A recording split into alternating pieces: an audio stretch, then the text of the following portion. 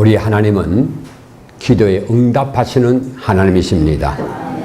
이 시간 우리를 예배에 불러주신 것도 하나님이 응답하시기 위하여 여러분을 부르신 줄로 믿으시기 바랍니다. 오늘은 부부 행복주일입니다. 부부는 하나님께서 짝지어 주심으로 행복하게 살라고 이렇게 하셨건만 사단은 이러한 가정에 파괴하려고 몸부림칩니다.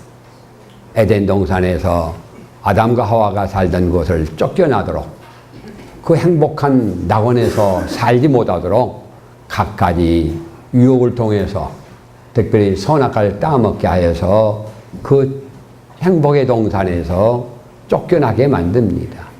오늘날도 마찬가지입니다. 부부의 행복을 하지 못하도록 갖가지로 유혹하고 미혹하고 수단과 방법을 가리지 아니하고 행복하게 살 부부가 불행하게 만드는 이러한 사탄의 전략을 생각하면서 우리는 오늘 행복주일에 자녀 문제를 다루고자 합니다. 우리 부부들이 행복한 여러 가지 여건들이 있지만 부부간의 당사자 문제도 있지만 자녀의 관계 또한 중요한 요소로 봅니다.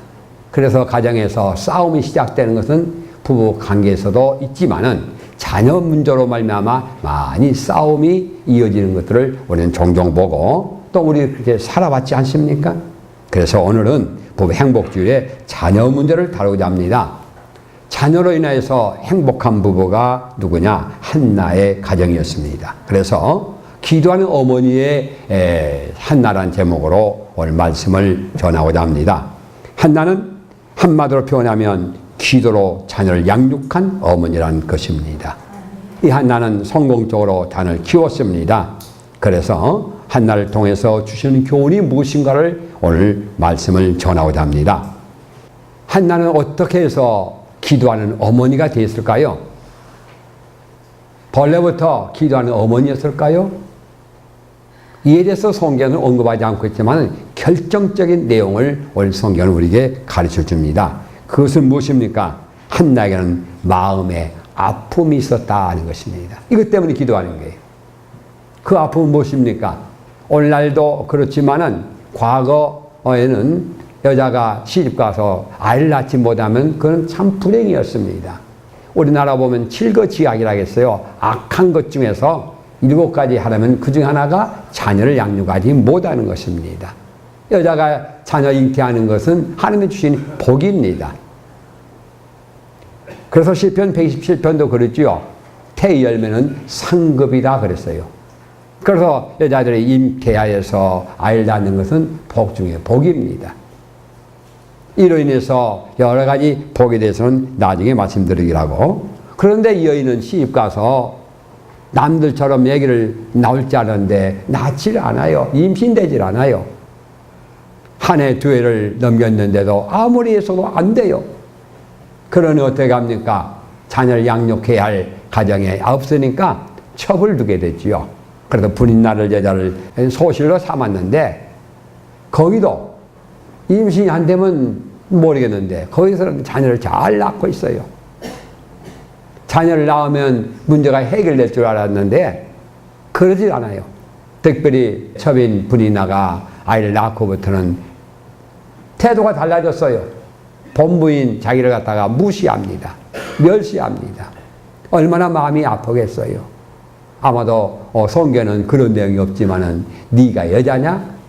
여자 노릇도 못하는 것이 아마도 그랬을 것만 같아. 왜? 자녀를 못 낳고 있으니까요. 이제는 이 집의 모든 것은 자기가 낳은 자식으로 대를 잇게 되니 큰 소리를 쳤던 것 같아요. 오늘 성경 보니까 이제 이로 인해서 한나는 이제 10절 말씀 보니까 마음이 괴로워서 여호와께 기도했더라 이렇게 표현하고 있어요. 어째서 기도하기 시작했죠? 임신되지 못하기 때문입니다. 그래서 마음이 괴로워서 하나님께 기도하고 통곡했다고 이렇게 성경은 기록되어 있습니다. 사랑하는 성도님들이요, 한나가 기도하는 것은 마음의 괴로움 때문이었습니다. 우리 인간들은 마음의 괴로움이 없으면 기도하지 않습니다. 기도하지 않는 사람들 대부분 보면요, 마음에 특별한 괴로움이 없어요. 그냥 기도하지 않아요. 여러분 어떻습니까? 마음이 괴롭고 힘들면 기도하지 말라고 기도하게 돼 있어요. 그래서 병원에 입원하면 다 기도꾼들이에요. 태어나면 그 다음 달라지더라도. 갈급한 마음이 우리를 기도케 합니다. 오늘 본문에도 그렇게 기도하지 않습니까? 소원하며 기도합니다. 왜 기도해도 응답이 없으니까 이제는 소원하며 기도합니다. 그렇습니다. 소원이란 하나님 앞에 약속을 하는 것이고 맹세하는 것입니다. 그래서 이 소원은 경솔하지 말라는 것입니다. 함부로 해서는 안 된다는 것입니다. 그리고 소원에서는 꼭 지키라는 것입니다. 그래서 소원의 기도는 특별 기도요, 또 능력 있는 기도요, 응답받기 쉬운 기도라 이렇게 말합니다. 오늘 성경을 볼 때에 한나도 기도했겠지만은 하나의 기도가 응답되기 늦었던 것은 오늘 성경 본문처럼 한나가 소원하며 기도하도록 하나님은 기다리고 계셨다는 것입니다. 큰 자녀를 주기 위해서 하나님 기다리신 거예요. 못할 때까지 소원하며 기도할 때까지. 그래서 성경에는 소원하며 기도하기를 이제 응답받는 기도로 이렇게 표현되어 있지요. 여러분 기도가 응답되지 않고 있다면 소원기도 한번 해보십시오.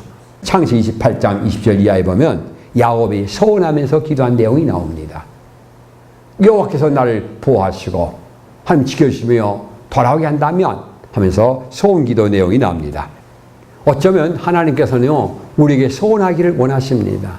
왜? 하나님의 기도에 응답한 데는 목적이 있기 때문에 그렇습니다. 모든 일은 목적이 있습니다. 그래서 하나님은 기도에 응답하기 위해서는 뭐가 필요하다? 하나님의 우리에게 수준에 오르는 목적이 필요하다 그 말이죠. 그래서 한나는 이 본문에 보니까 소원하며 그렇게 나오죠. 우리 본문에 들어갑니다. 지금 한나는 무슨 소원을 합니까? 아들을 주시면 단서지요. 주신다면 나는 그에게 평생에게 여호와께 드리며 하나님께 바치겠다 것입니다. 삭도를 그 머리에 대지 않겠습니다. 나시린으로 특별하게 구별되어서 양육하겠다라고 소원합니다. 이 소원을 하나님께 드리고 나서 이 아이를 잉태이 되지 않습니까?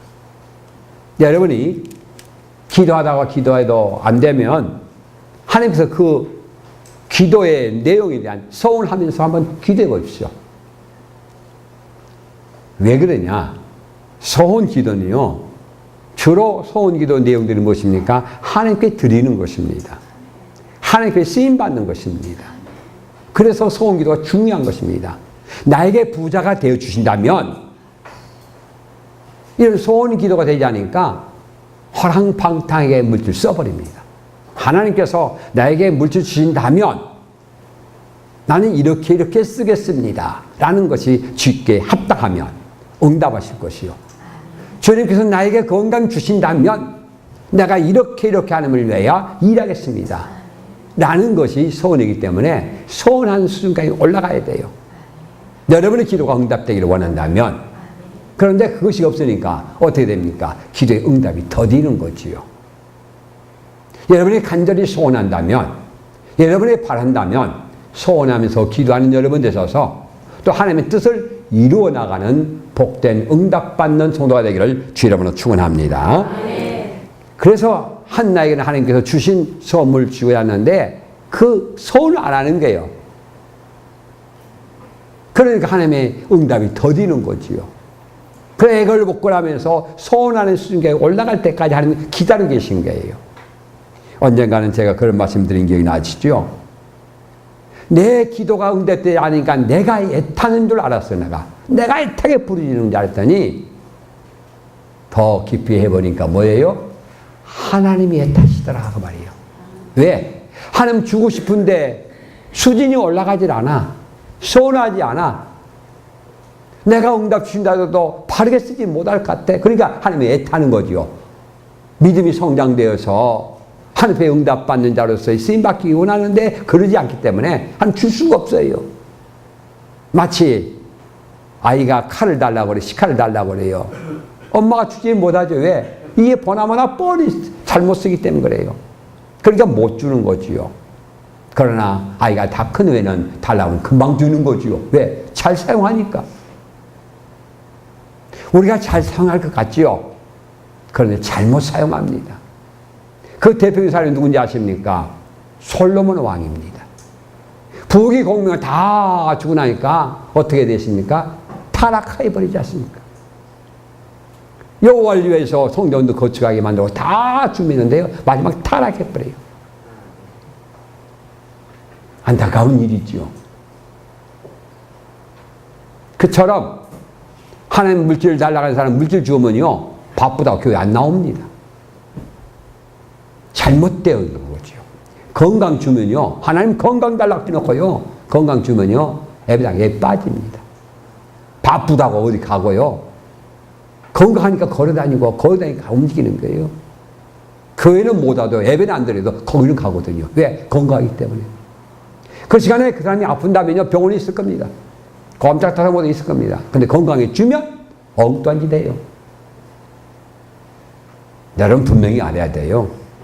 그래서 소원한 것은 더딜지라도 꼭 갚으라 그 말이에요. 얼마나 중요한지 모릅니다. 여러분, 문제 중에 문제가 있고 힘들고 응답이 없다면 소원하며 기도하여 그대로 실천함으로 여러분 믿음의 역사에 있기를 바랍니다. 그래서 시편 50편은 이렇게 약속합니다. 감사를 하나님께 제사드리며 지존하신 이에게 내 소원을 갚으며. 그래요. 환난 날에 나를 부르라. 내가 너를 건지리니 내가 너를 영원롭게 하리로라. 그래요. 소원을 갚은다는 무슨 말입니까?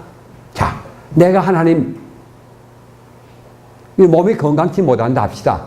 하나님 내가 건강 주신다면 하나님 내가 정말로 내 몸 바쳐 내가 헌신하겠습니다. 그렇다고 기도했습니다. 소원했다 합시다. 뭐 일주일에 어떻게 봉사하겠다 했다 합시다. 그러면 그렇게 하면서 하나님께 기도하라 그 말이에요. 하면서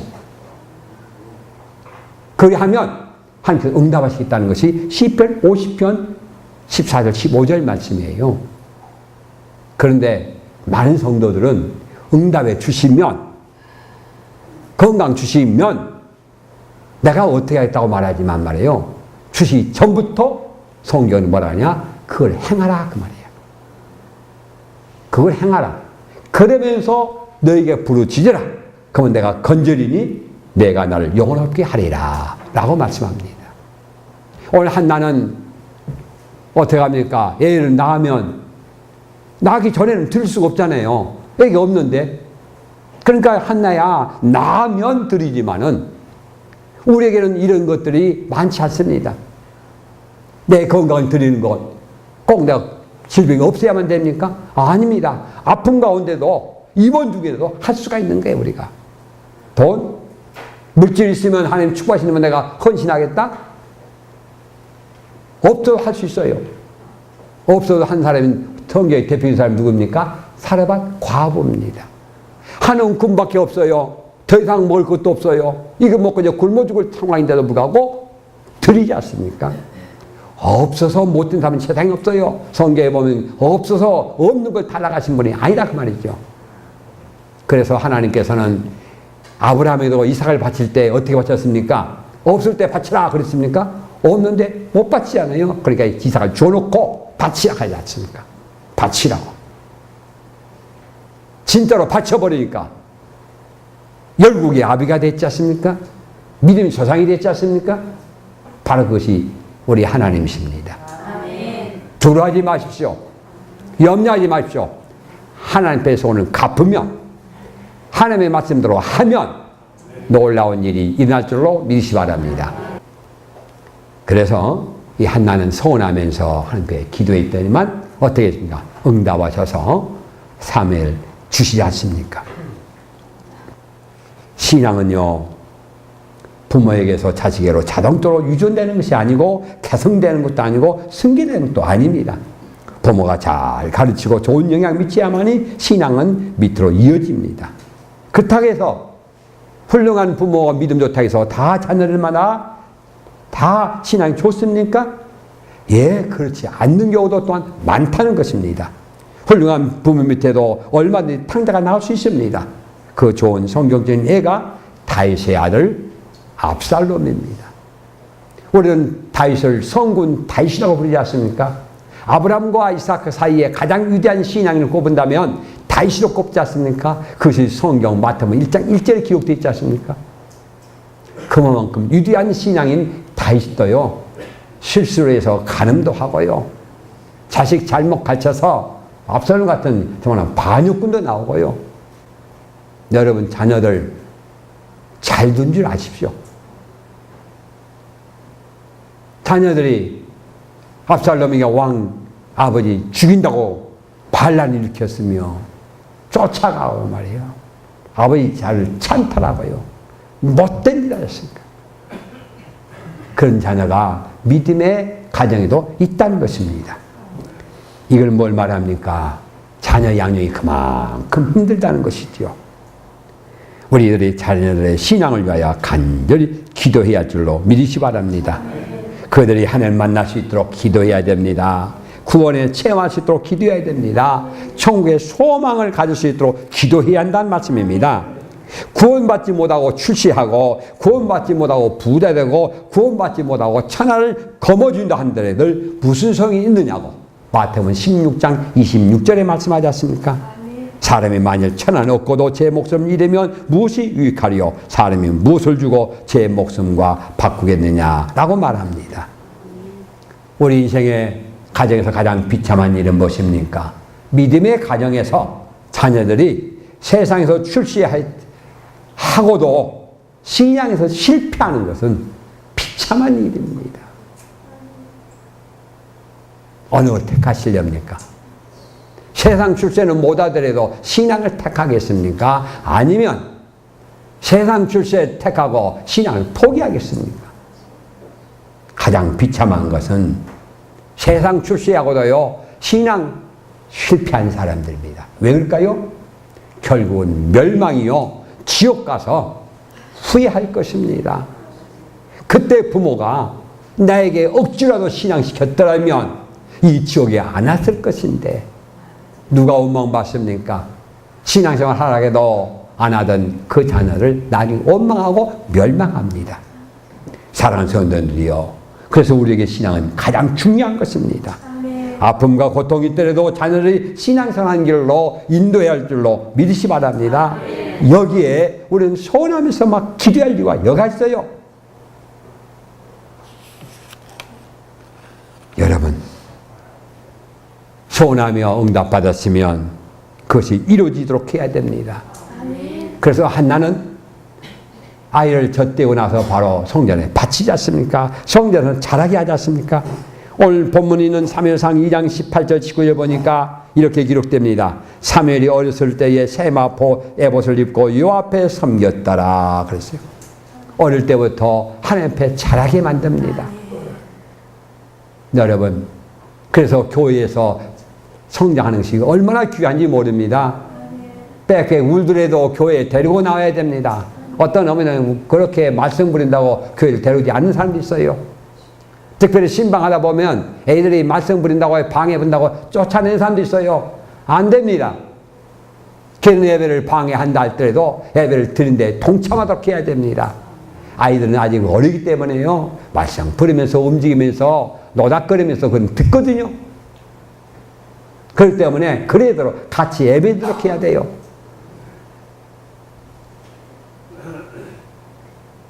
예배들이 드는 데에 열심을 해야겠고 노력을 해야 됩니다.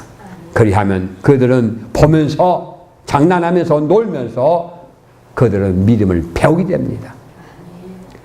오늘 사무엘상 2장 26절에 보니까 아이 사무엘이 점점 자라매 여호와와 사람들 앞에 은총을 더욱 받더라 라고 기록되어 있습니다. 아멘. 우리 아이들이 자라면서 성전 자라다 보니까 사람에게도 하나님에게도 사랑받게 되는 것입니다. 아멘. 이렇게 자라도록 우리가 힘쓰지 않으시렵니까? 사무엘은 후에 사사가 되고 제사장 되고 선지자가 되어서 나라와 민족을 위해 크게 쓰임받게 됩니다. 여러분, 우리가 이렇게 쓰임받는 것도 중요합니다.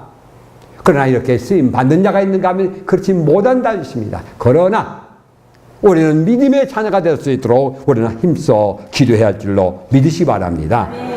그러다 보니까 어떤 일이 벌어집니까? 이제 2장에 보면은 한나의 찬양이 나옵니다. 한나는 아무 무명의 여인이었는데 자녀를 잘 믿음 안에 양육함으로 말미암아 위대한 찬양자가 됩니다. 놀라운 이 찬양의 내용이 사무엘상 2장 1절부터 10절까지 기록되어 있습니다. 오늘 집에 가시면 꼭 이제 성경을 한번 읽어보시기 바랍니다. 얼마나 아름다운 찬양인지 모릅니다. 위대하게 성경에 기록된 내용입니다. 찬송제의 일부분이에요. 믿는 하나님 보니까 높이는 분도 하나님이요, 낮추시다 하나님이요, 가난하게도 하시고 부하게도 하시는 하나님이다. 얼마나 아름다운 찬양입니다. 하나님을 완전히 체험한 사람의 고백이 아닙니까?